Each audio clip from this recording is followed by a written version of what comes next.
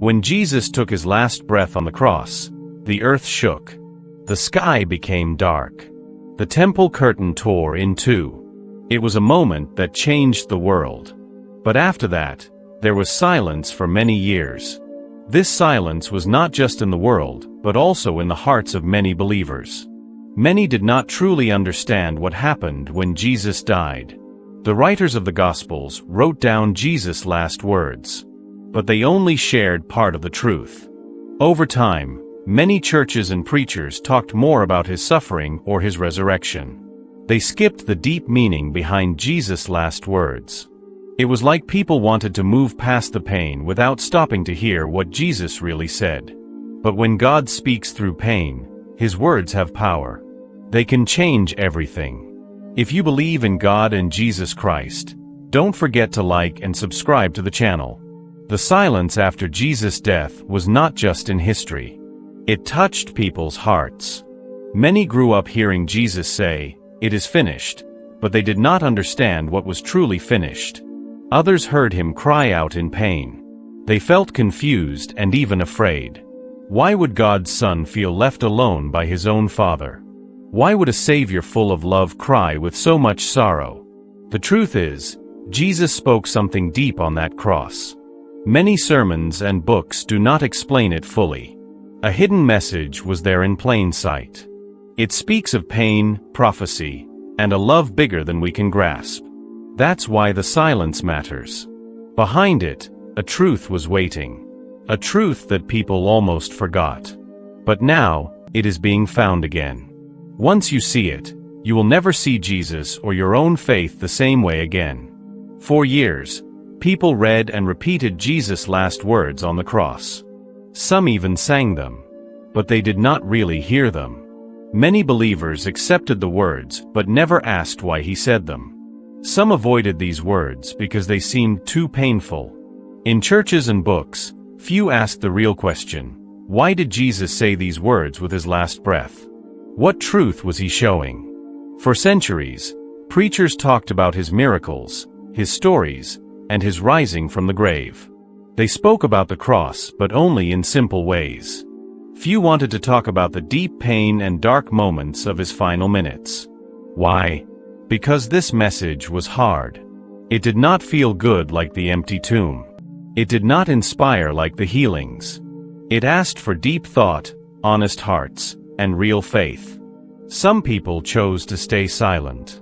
They feared that if people questioned Jesus' words, they might doubt him. They thought hearing my God, why have you forsaken me?" might shake people's faith. But the truth is the opposite.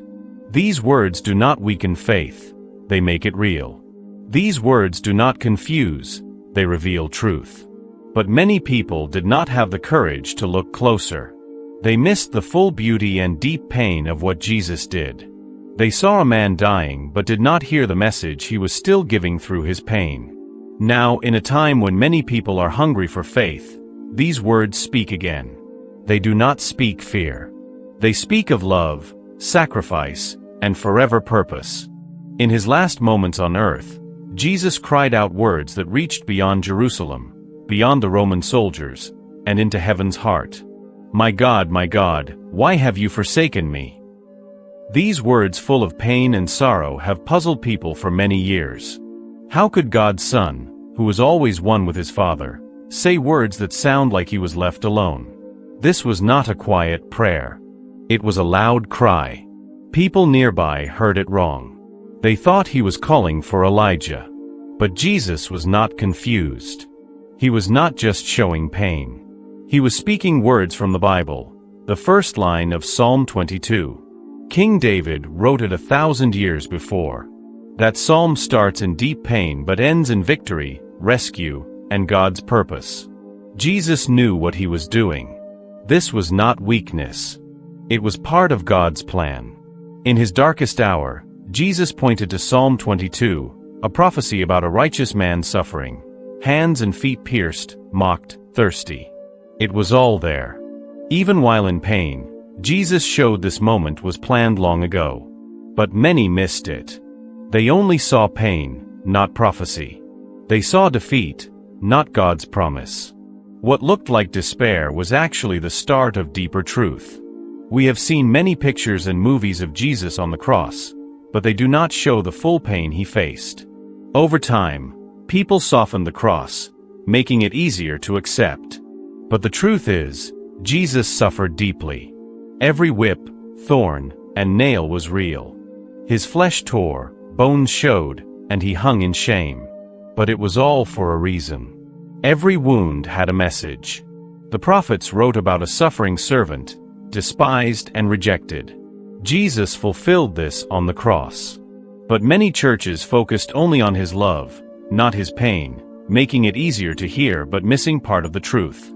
In his suffering, Jesus took on our shame, guilt, and punishment. He did not run from the horror. He faced it for us. When we ignore his suffering, we miss the power of what he did. Jesus' death on the cross was not just about dying. It was total sacrifice for us. His last words on the cross still touch hearts, even if they bring questions. When Jesus said, my God, why have you forsaken me?" It sounded like despair, not victory. Many wondered, how could Jesus, God's Son, feel alone? These questions made some turn away from faith. Many leaders skipped these hard parts, speaking only of resurrection, not rejection. This left people with a half-true image of Jesus, victorious, but distant. But these words were not weakness. They showed that Jesus knows what it feels like to be alone and to cry out without answers. He entered darkness, so we know he is with us in ours. Faith does not ignore pain. It sees God even in silence. When Jesus cried out, he was not losing faith. He showed us how to hold on when everything falls apart. His words open a door to a real relationship with God. Every word Jesus spoke on the cross carried deep meaning. They were not random. Each phrase was chosen with purpose. He preached a silent sermon through his pain. When he said, "Father, forgive them," it was mercy in the middle of injustice. When he said, "Today you will be with me in paradise," it was hope for all who believe. These were not just words of a man in pain. They were God's voice, touching our pain, doubt, and hope. Sadly, many repeat these words without feeling them. The cross was not quiet. It was a loud cry of love. Even as Jesus grew weak, his mission stayed clear. Every word was a bridge between heaven and earth.